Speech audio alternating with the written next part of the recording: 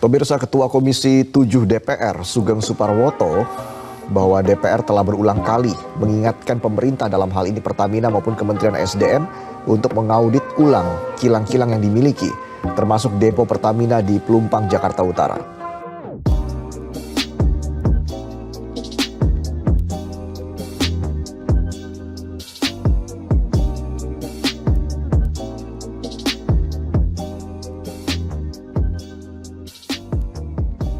Salam inovasi, kembali lagi bersama kami di channel BGM.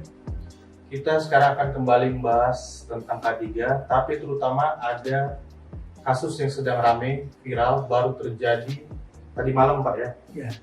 Tanggal 3 Maret jam 20.15 sekitar jam itu, yaitu kebakaran Pelumpang. Itu termasuk ramai karena ada korban juga Pak ya? Ada. Sekarang sudah berapa Pak?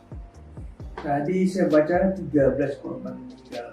13 atau tapi 16 yang terbaru sore ini. Oh ya, update ya. Sudah ditemukan. Itu terjadi kebakaran di Pertamina Pelumpang di Jakarta Utara. Disinyalir berasal dari tangki deponya, pipanya. Itu juga sebenarnya sudah ada peringatan bukan ya dari Ketua Komisi DPR 7. Ya, dari beritanya begitu. Sugeng Suparwoto Sore. tentang itu.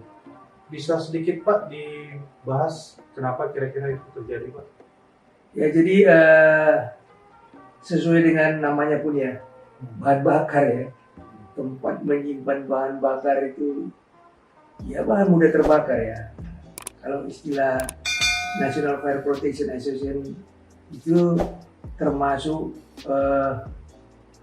mudah terbakar, combustible. Ada istilah combustible, ada satu lagi burning ya, mudah terbakar lah pokoknya. Nah, itu memang sangat-sangat rawan ya. Jadi dia itu kalau mendapatkan, sebenarnya kalau di dalam pipa itu di dalam pipa itu atau di dalam tangki itu hanya ada bahan bakar saja. Jadi teori kebakaran itu terjadi api terus ada 3 unsur. Satu panas, satu bahan bakar, dan satu lagi oksigen. Nah, jadi kemungkinan bocor. Kalau kita ikuti beritanya, pipa bocor, ya kan? Jadi bocor, dia menemukan oksigen di luar. Ya. Jadi udah ada 2 unsur kan? Nah, jadi tadi kan 3 unsurnya panas. Panas itu bisa terjadi. Jadi apabila 3 unsur ini udah seimbang, ada namanya teori seimbang di kimia itu terjadi api. Itu asalnya panas tuh Pak ya? Nah, jadi kalau hanya 2 unsur nggak terjadi. Kalau logika ada namanya logic system di HSE itu must be 3, harus 3. Kalau 2 saja tidak terjadi. Sehingga teori-teori penanggulangan kebakaran itu buang saja 1 istilahnya. Ditiadakan satu unsur itu Pak. Satu unsur itu harus ditiadakan. Terus kan sini ini bukan kejadian yang pertama kali kan Pak ya? Ya. Kira-kira kenapa itu kok bisa berulang lagi? Ya, jadi seperti yang saya sebutkan tadi di awal itu, saya lihat di sini ya. Itu yang saya sebut di awal, kita hadapi bahan bakar minyak, tentunya sangat rawan dan ada sistem di situ. Jadi ada sistem, ada perangkat, ada people, manusia. Jadi apalagi kalau saya belum pernah ke sana ya, ke Pelumpang. Tapi kita bayangkan kita sebagai orang HSE safety, itu kerumunan juga situ ya. Terlalu padat. Padat. Jadi prosedur mungkin sudah kita baikkan dengan Pertamina. Pertamina itu standarnya tinggi ya, standar Pasti standar internasional itu. internasional standar dia, LVS standar, dan ada standar Amerika yang lain yang mereka adop. Tapi kan ada kontraktor, ada prosedur yang betul-betul ketat harus diikuti, di follow. Nah, kemungkinan, jadi ini kan berasumsi, kemungkinan ada yang miss gitu ya, Yes. Banyak variabel yang menjalankan. Variabel banyak, jadi ada teknologi, ada manusia, ada alat. Jadi di situ yang sangat-sangat perlu ketat memang. Jadi kalau kita ngisi bensin saja kan, sebenarnya mereka ketat. Mobil kita suruh matikan dulu Pak, kan? Terus mereka bikin, karena mereka udah standar ISO. Jadi mereka bikin mereka isi. Dilarang pakai ponsel. Jadi variabelnya itu banyak sekali. Jadi prosedur, manusia, operator, terus sumber api itu tadi. Jadi bisa aja terjadikan dua tadi. Oksigen sudah ada, bahan bakar ada. Sumber apinya itu muncul. Itu yang tak terduga itu.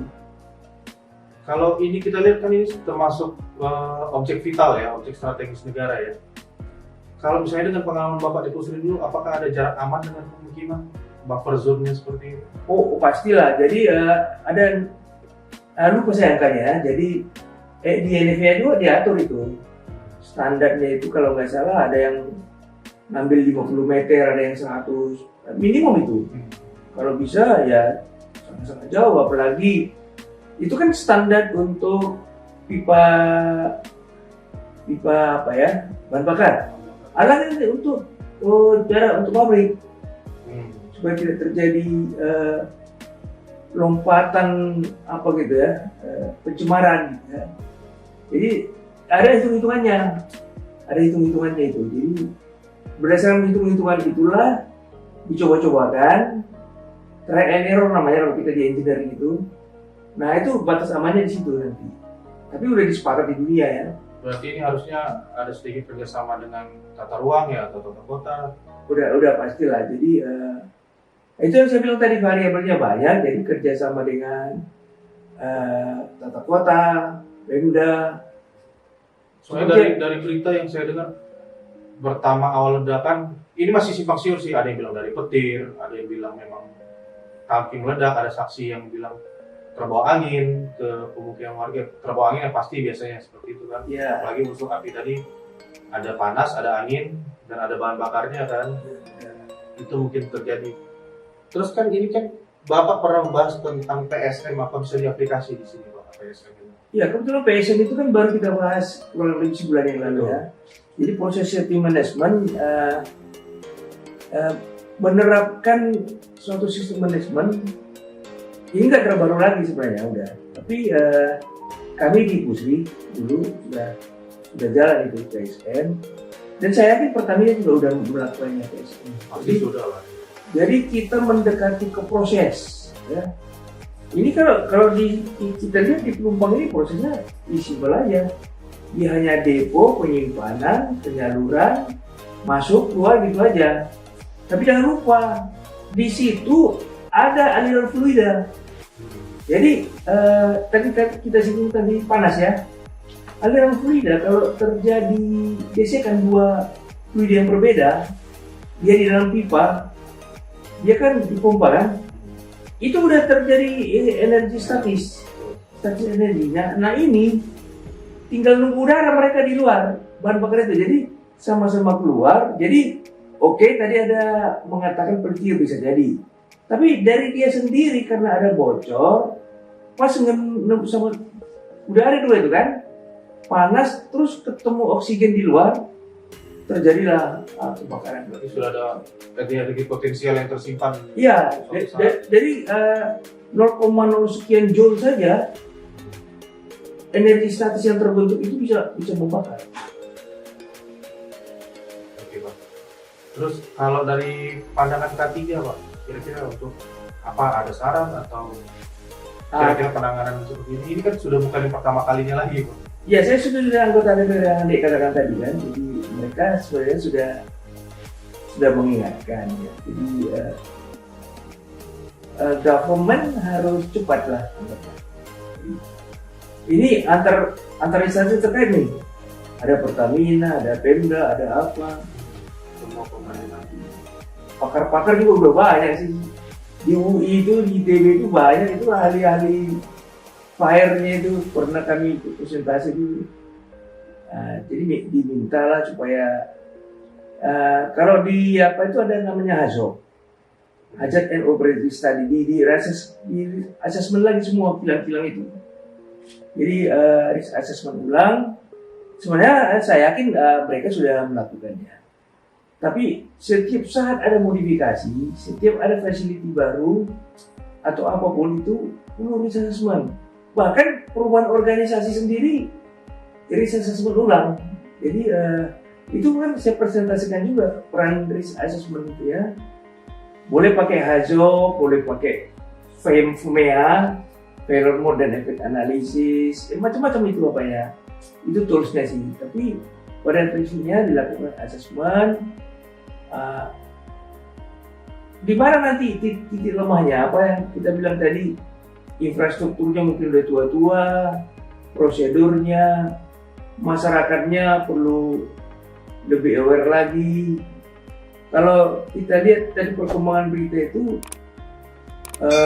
mendekatkan masyarakat. Iya, terlalu dekat ke samping pagar. Jadi pengawasan dari pemerintah setempat juga, undang-undang lingkungan hidup ya macam-macam lah. Perlu dikaji ulang lagi. Bukan hanya pengkaji kan, kalau mengkaji jago-jago sih kita ya. Tapi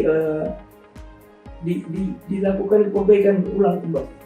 Betul. Di situ kan pemukiman terlalu padat, mobil damkar juga susah masuk, susah dapat air. Apakah air efektif untuk memadamkan kebakaran? Kalau minyak sebenarnya dia pakai foam. Jadi ada namanya gun. Pertamina punya itu ya. Jadi saya kira mereka berbakar. Kalau kita lihat tadi beritanya sampai di mobil 2 truk itu ya.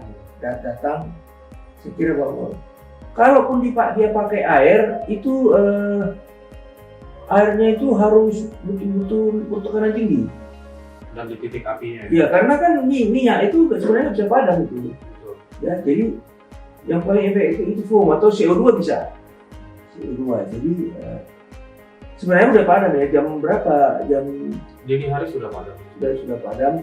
Cuman yang agak kita sedih adalah sampai terbawa korban. Jadi di presentasi kita juga ada itu kesiapan dalam rangka ERP, Emergency Response Plan. Jadi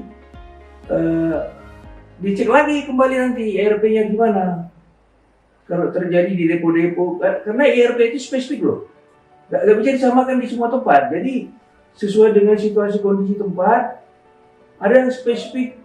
Iya, tergantung masing-masing karakteristik tempat. Jadi tergantung nanti hasil dari assessment lagi penilaian risikonya. Berarti dengan apakah bercermin dengan kejadian ini perlu risk assessment ulang atau mereka pasti sudah menjalankan kan? Manajemen risikonya pasti sudah sangat baik. Yang namanya kecelakaan kan kita tidak ada yang bisa menebak ya. Tapi berarti seperti Bapak bilang perlu ada kajian ulang tentang risk assessment. Risk assessment kembali. Jadi atau dilihat lagi yang dilakukan itu masih sesuai nggak? Itu kan saya bilang tadi setiap ada perubahan, baik organisasi, perpindahan alat aja harus dilakukan risk assessment. Jadi langsung ada yang baru nanti apanya, penanganannya. Ada namanya istilah di assessment itu setelah dapat resiko, to mitigate the risk, untuk menurunkan resiko. Perlu, karena risiko itu cuma 2 apa ya kan variabelnya. Risk adalah perkalian antara probability terjadinya, probability to occurrence, dikali konsekuensinya. Konsekuensinya nyata itu kemarin ngambil korban dia, konsekuensinya ya high risk ini karena tak ternilai. Kalau nyawa itu tak ternilai sih. Kalau hanya kerugian harta benda bisa dinilai. Ini nggak ternilai. Jadi jangan sampai terjadi R-nya tinggi nih, merah ini. Jadi diusahakan R-nya rendah, hijau warnanya. Dengan 2 itu, mengecilkan itu variabel itu. Konsekuensi dikecilkan, ya masyarakat dijauhkan. Ya, prosedur diperbaiki, peraturan diterapkan, itu menurunkan C, konsekuensi. Menurunkan P, ya teknologi, prosedur, dibuat lagi peraturan baru yang harus diikuti. atau pencegahan pengamanannya. Nah, jadi ya it's a simple and common sense sebenarnya apa itu. Tapi how to do-nya itu yang kadang-kadang banyak orang gitu ya. Pimpinan juga pada sibuk, ya kan? Kadang-kadang saya tadi terpikir juga, ini pimpinan Pertamina, ya kan? Pada sibuk memikirkan kuota, harga, tapi masalah safety-nya kadang-kadang jadi lupa mereka itu, kemungkinan ya. Iya, karena biasanya yang terjadi adalah sistem sudah ada kan, hanya tinggal menjalankan. Cuma mungkin ada yang miss tadi yang seperti di awal Bapak katakan. Ada satu faktor miss, ada variabel yang lupa dikendalikan, Iya. bisa terjadi. Jadi kalau safety ini ya, safety itu hampir dengan quality Six Sigma. Itu harus zero defect kalau di quality. Saya pernah ngomong juga kita kan. Atau ada yang ngomong tadi, baca di apa, Pertamina itu harus menerapkan zero accident. Zero accident itu tidak terjadi aksiden. Tidak ada satupun kecelakaan ini. Nah, tidak terjadi. Nah, jadi yang berat itu. Tapi ya targetnya harus begitu, zero. Jadi semua effort ke arah sana nanti. Berarti bisa disimpulkan dari sisi ketiganya seperti Bapak bilang tadi, kembali asesmen ulang, mengecilkan probability atau konsekuensi, semua banyak faktor lah agar kerja keras kembali. Kerja keras kembali. Jadi seperti juga hampir tiap tahun berulang-ulang ya kita baca, kita sebagai orang yang berkecimpung di ASE nggak apa-apalah kita bicara sedikit ya untuk memberi tambahan masukan. Di samping para pakar yang jauh-jauh dari kita banyak Pak, banyak. Ya, untuk berjaga-jaga itulah sedikit dari kami dari PGM tentang kebakaran pelumpang itu, dan dari sisi ketiganya turut berduka kepada korban yang sudah terdampak dari kejadian ini. Kiranya kita bisa lebih berhati-hati lagi dan lebih berserah kepada Yang Maha Kuasa. Terima kasih Sobat Inovasi, terima kasih Pak Ramses atas bahasannya kali ini. Sama-sama. Kita akan kembali lagi di channel BGM selanjutnya. Salam inovasi.